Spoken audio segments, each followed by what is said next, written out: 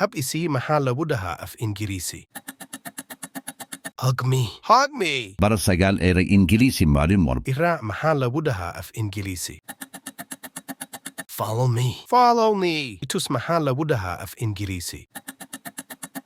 Show me. Show me. Haddii saddexda ugu horeyso aad saxday leeg saar muuqaalka. Idhaaf maxaa lagu dhahaa af Ingiriisi? Leave me. Leave me. Imaqal maxaa lagu dhahaa af Ingiriisi?